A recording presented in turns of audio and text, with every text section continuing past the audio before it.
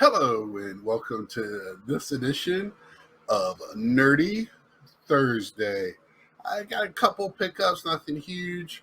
Uh, just wanted to talk a little bit. I watched the finale, the not just season finale, but the series finale of Flash. Uh, it was interesting. They tried to tie in as many characters. The one guy that I really missed. I don't know why he didn't come back. I know he left, but I thought it was on good terms. The original science guy. Um, they kind of try to fit everybody in by going back in time, bringing people back to life. Using the Speed Force and all that. Uh, it was time, and I thought this season was better than the last couple of seasons they had.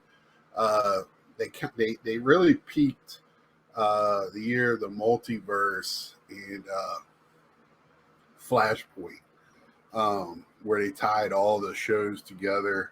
That was kind of the end for some of the shows, and uh, you know, I like Black Lightning just disappeared. I don't know what happened to that. I really enjoyed that show. Uh, some of the other ones. Then you have it was neat to see Green Arrow back. What's his face? I really liked that show. That was my favorite one. I think that was the first one that they had on there. I really enjoyed how that one developed.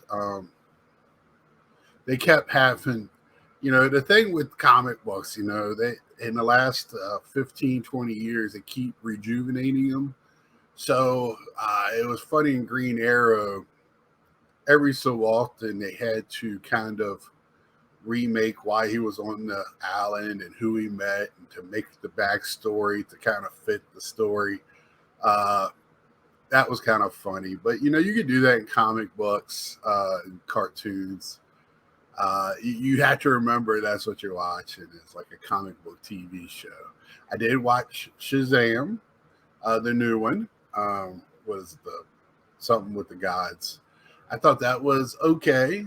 It was long, too long. I think it was just too long, but I think it could have been an hour and 30 to 45 minute quick hitting movie instead of the 2 hours. I had to look and go, oh my God, I still got like 45 minutes to 50 minutes to watch.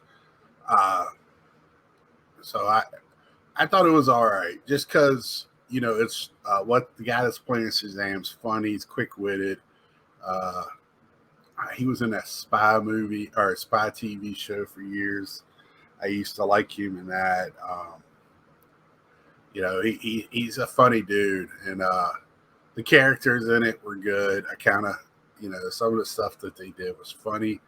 Um, you know, I need to look. So this is the second or third show that unicorns are bad. They're not pretty princess horses. Uh, they're like the most evil of them all, and I wonder, is that true in fables? I have to kind of look that up because this has been a running theme here in the last few shows that they've been in. Um, they're not, you know, pink and all that. I like seeing all the different monsters, mythological monsters. I thought that was pretty cool. Um, I thought the whole thing was done pretty good. It was just to me just a little too long. I like quick hit movies, get in, get out. Uh, that's the day and age we are. I'm 51 years old, but I have the mentality of a 16-year-old. I didn't grow up with TikTok and all this stuff, or YouTube, but I've been sucked into this world where it's short. Even though my YouTube videos are not as short as I like them to be, but I kind of want to go that route. Uh, let's see, I did watch the first two episodes of Fear the Walking Dead. Yeah, it's time for that show to be over with. It don't even feel like it has the uh, passion of what it did. I love Fear. Like, I love Fear from day one because you got to see it kind of the the rise of the zombies from the beginning. You watched them escape it. How the people came together. I thought the characters were good. Uh, the female that's kind of the leader of it all, she's back. I thought she was kick ass when I thought she died, uh, saving her family. I was actually sad because I really love that character. Uh, I thought she was the best character out of any of the Walking Deads. Uh, and she's back, you know, still stronger than ever. Uh, but I don't, it just doesn't feel like it has the same passion. And I'm kind of, they've been highlighting City of the Dead, which is Negan and what's her face. I'm looking forward to that. And you're going to have Michonne and the first guy, the sheriff, will be doing their series. And I'm kind of looking forward to that. Maybe I'll get that feeling of, ooh, again. Yeah, because I just, right now, it's slow. It's trying to tell, it's like 6 years past, and it's kind of trying to tell the story of each person right now, where it's been going on. It's kind of like almost an hour vignette of each cast member of what happened. Um, so, I mean, Morgan's kids older. Um,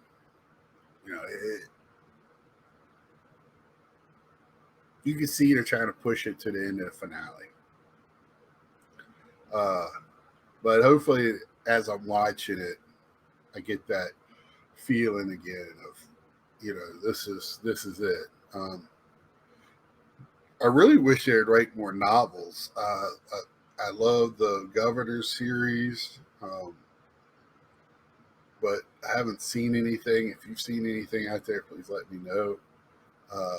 The novels are really good. You have to be kind of, if you read the comic books, they take some liberties and change a couple of things to make the novels flow a little better with the Governor. And I mean, if what I'm talking about is it's the novels for the Governor, how he becomes the Governor, his backstory and past. So after the fight at the penitentiary, I don't want to give. I hate, it's been years. After the penitentiary, he's no longer the leader. So it even goes past that, and that's an awesome book. And then it just kind of goes away. I haven't seen anything else. So very good books, easy reads, just right through them. Really enjoyable. Let's see. I think that's about it. I've been playing little video games. Been playing my. I haven't played Fortnite in a couple of weeks. I think I might boot that up today just to see what's going on. I kind of got to the 100 level and won a couple of times and kind of just fed that niche I was like wanting, and I played a couple times with my friends. That's just one of the way we catch up, grew up together. We just play Fortnite and shoot the shit and the remember when stories and all that.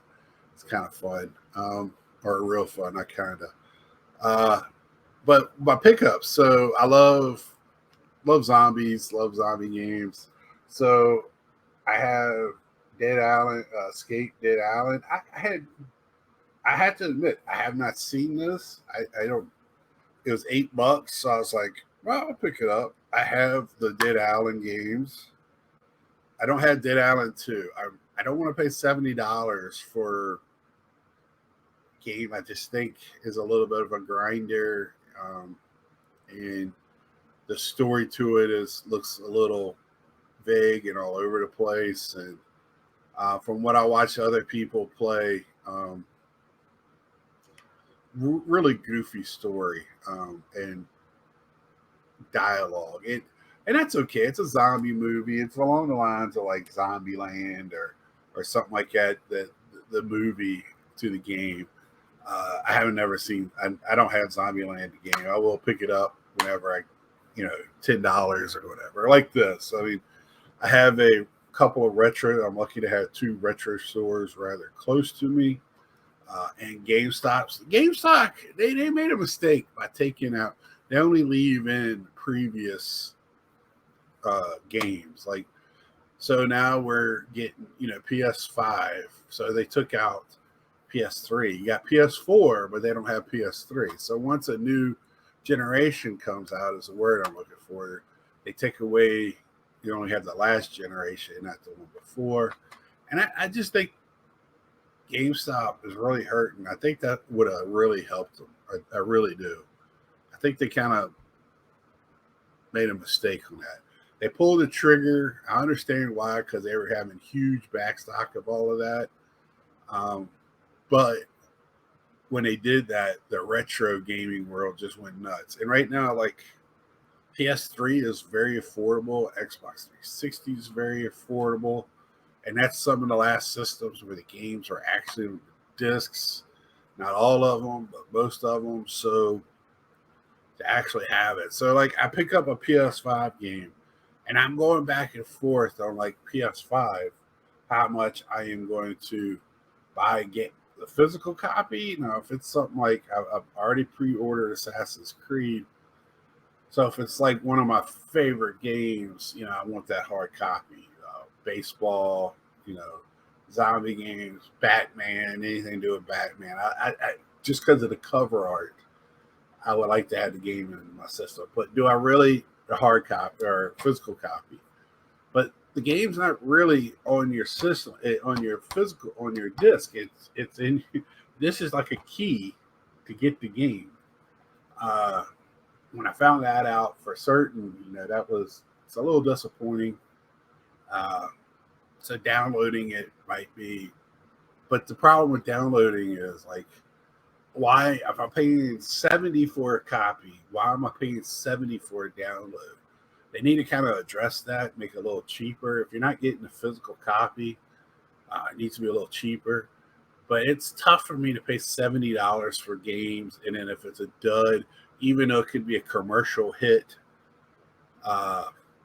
it won't, hit me in the field. Like Jedi, love Jedi, and I'll probably get back to it and play it. But I got really pissed at one spot, and I just kind of put it up, and now I'm back into playing Gotham Knights and really enjoying the hell out of it. I enjoy that TV show. That's another show I've been watching, and I'll wrap that up when I finish watching the season. But I got this Ghost of Tsushima. This is the director's cut. I got this just because it is so beautiful. I kind of like the game style of it. Again, I got this. So $70 is when they come out. I got this for $25. I kind of probably could have waited longer, but some games, you just don't want to wait too long. Then they kind of disappear off the shelves. I do have. I take that back. I got 3 retro game places I can buy retro games at. So but that the one other one is kind of high. They go online and they don't give at all. So if a box is mangled, but it's in box, this one, like, it didn't have the insert and all that. They're going to sell it as complete in box, and they don't understand what the difference is. And it's kind of tough. Where this one here, I paid $8, right? But I got the manuals, I got the cards, I got the stuff that came with the game. I don't have the warranty card, nor do I need it. I'm not that much of a, but I like, if you're going to pay complete in box for a game, give me a complete in box. $8, $25. Nothing too. That's kind of the say. If you watch my other stuff, that's kind of the way I'm doing. I kind of, why pay full price? The only problem with it is with games is, man, I love Switch, love the Switch games, but Switch games do not. It takes a long time for Switch games to come down in price, and if they're a trade-in or a used game, it's only $5-6 off. They stay. Their prices, and I'm also on trade-ins. A lot of times it has no cover. Because like me, I have my travel case and I got all my little games in the travel case, which I then I switch them out. But I keep them when I switch them out. I put them back in the case. A lot of people I don't think are doing that. That's kind of like a Nintendo thing. It looks like it's hard to find Nintendo games still in box at any level. Even like GameCube games and stuff.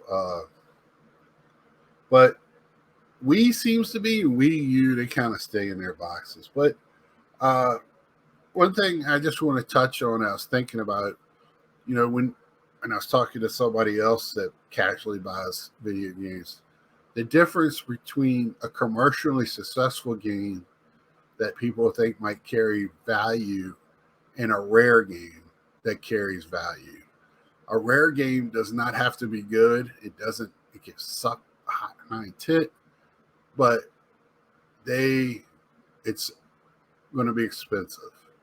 And how they make them rare, it could be a game that came out late in the cycle of the video game console, so they didn't make a lot of the games, or the game just commercially dudded and a lot of just got thrown away or just never were made a second copies to sell. So I just want people to understand that, because I think there's a confusion out there.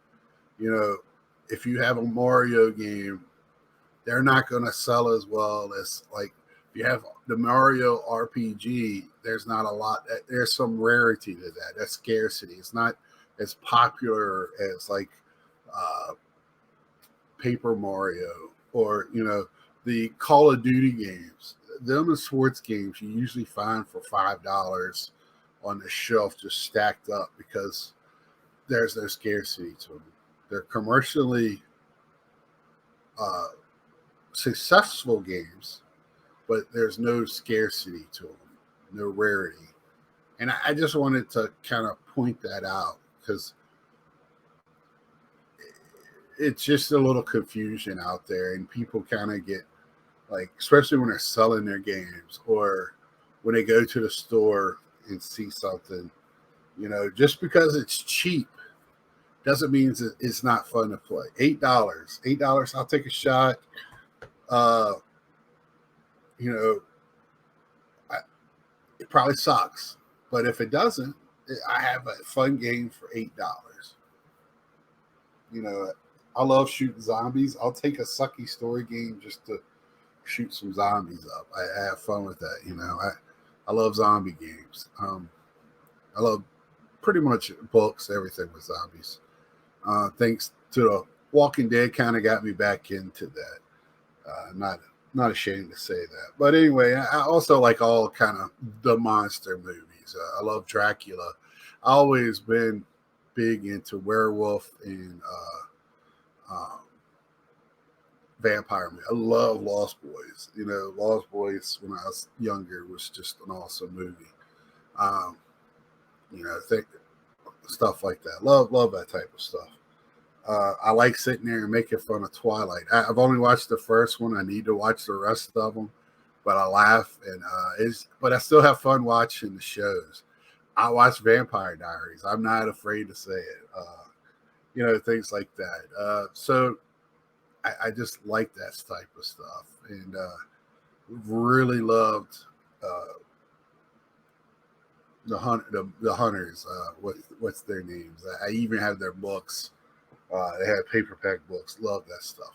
But anyway, I'm running a little long. I didn't think I was going to have much to talk about. Keep being nerdy. Keep watching it. Being nerdy is not a bad thing. I was going to show off some Star Wars stuff today, but you know what? I just love talking about TV, books, and video games. So until next time, like, share, tell a friend, subscribe if you haven't. I don't do this Nerdy Thursday every Thursday, but I try to do one every other Thursday. And until next time, see ya. Oh, and don't forget to thumb me. See ya.